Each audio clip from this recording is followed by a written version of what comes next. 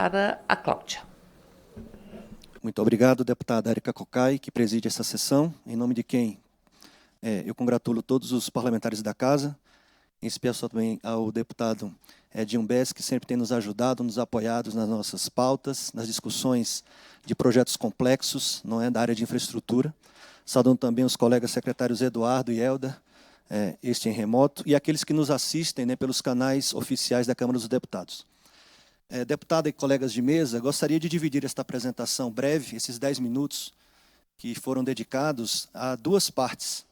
Uma primeira apresentando, em nome do ministro Silvio Costa Filho, o Ministério de Portos e Aeroportos, e desde já pedindo perdão pela ausência do ministro, tendo em vista outros compromissos inadiáveis.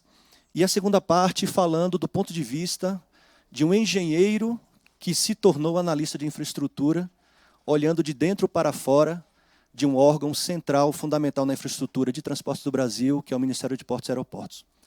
Pois muito bem, o Ministério de Portos e Aeroportos foi criado no início desse terceiro governo Lula, a partir da separação do Ministério da Infraestrutura. Então, temos aqui representado o Ministério de Transportes, que cuida de rodovias e ferrovias, e o Ministério, do qual é o principal gestor, o ministro Silvio Costa Filho, de Portos e Aeroportos, e também agora, mais recentemente, de Hidrovias e Navegação.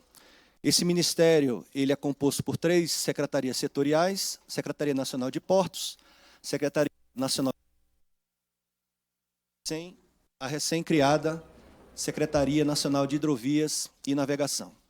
Deputada Érica, essas 3 secretarias, né, sobre a coordenação, a gestão do ministro Silvio, é responsável por uma carteira do novo PAC realmente impressionante.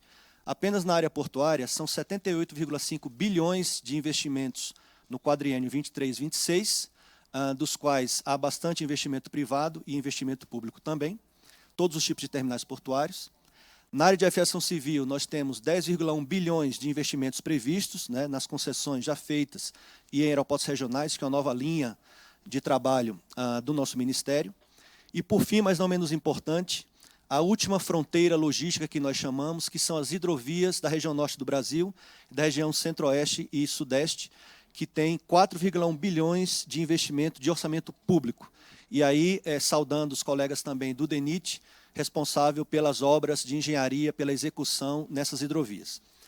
Esse ministério, deputada Érica e demais colegas, é vinculado a todas as políticas públicas de infraestrutura, porque para você ter um porto, um aeroporto, você tem que ter comunicação, tem que ter rodovia, tem que ter ferrovia, tem que ter saneamento básico, tem que ter recursos hídricos, ou seja, tudo aquilo que nós estamos falando aqui, meio que se encontram ou se congregam nesses hubs logísticos chamados portos e aeroportos.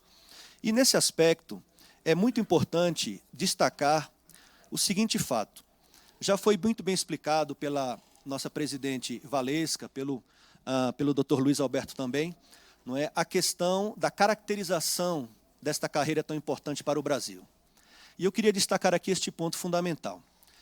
Nós não somos confundidos com engenheiros, geólogos, geógrafos, arquitetos de mercado. Nós somos agentes de transformação socioeconômica da infraestrutura do Brasil.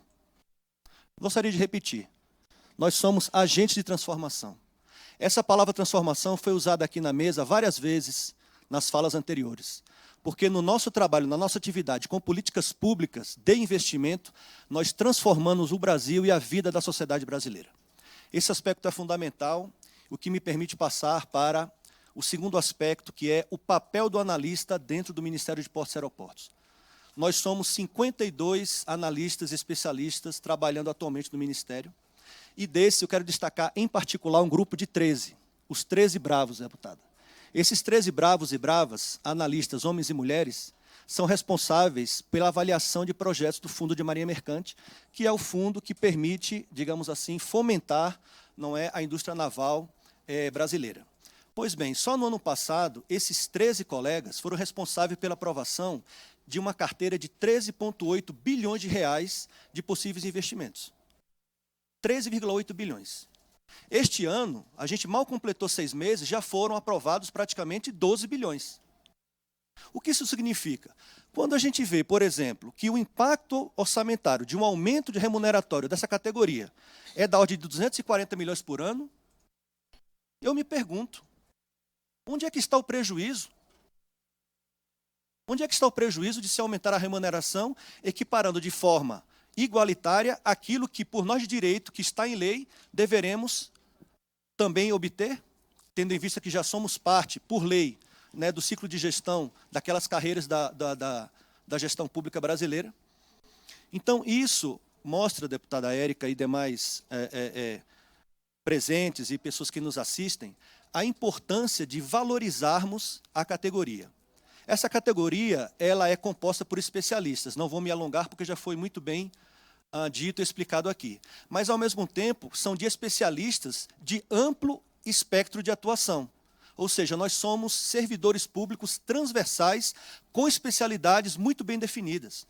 A maioria com especialização, com mestrado, com doutorado, com pós-doutorado. Então, a agregação de valor público desses agentes é incomensurável. Não se consegue equivaler em reais uma coisa dessa. Isso é patrimônio do serviço público brasileiro.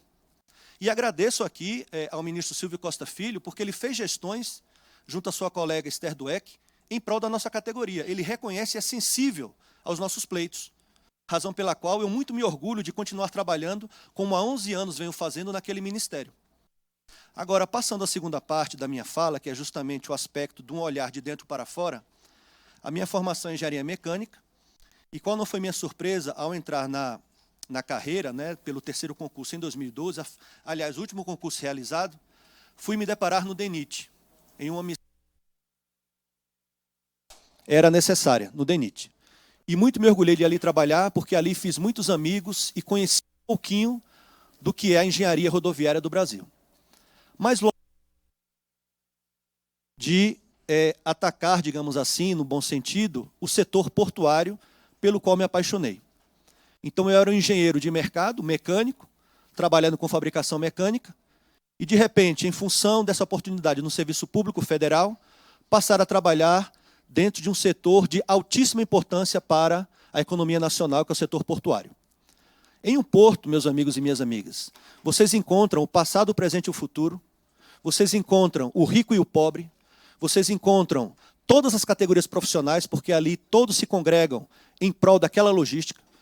Vocês encontram ali também tudo aquilo que representa o nosso comércio exterior, porque em termos de volume nós movimentamos 97% em toneladas por ano do comércio exterior brasileiro.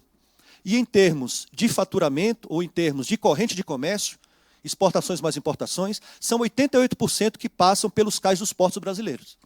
Então, olhando, deputada Érica, de dentro para fora, eu posso dizer à senhora o seguinte: por que uma carreira dessa, tão interessante, tão especializada, tão valorizada, tem uma evasão tão grande? Onde está o paradoxo? Onde está a dificuldade? Remuneração. Pelo amor de Deus, remuneração. E nós já estamos legalmente dentro do ciclo de gestão, estamos ali no mesmo artigo, e, no entanto, recebemos 60% do que recebe hoje um colega de trabalho que está do meu lado, que é do ciclo de gestão. Essa é a grande razão, talvez a principal, se não a única, pela qual há um afastamento de uma carreira tão gloriosa, tão brilhante, tão interessante. Então, como analista de infraestrutura, eu não penso em me evadir da carreira, porque eu quero lutar para ver esta carreira equiparada às demais do ciclo de gestão. Essa é a missão que nós temos aqui. Esta é a missão. Tá certo?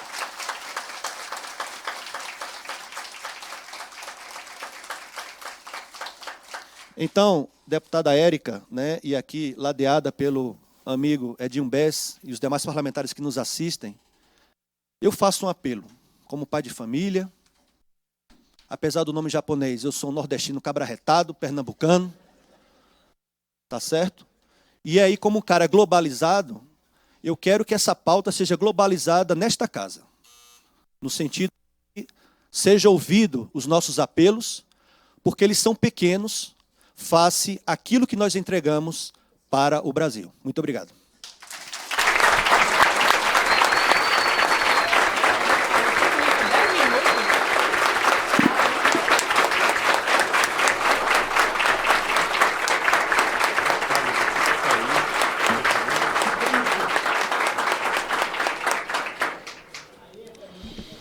Eu anuncio que o senhor Eduardo Correia Tavares, que é secretário nacional de Fundos e Instrumentos Financeiros do Ministério da Integração e Desenvolvimento Regional, teve que se retirar, e já tinha sido anunciado também que o senhor Helder Melilo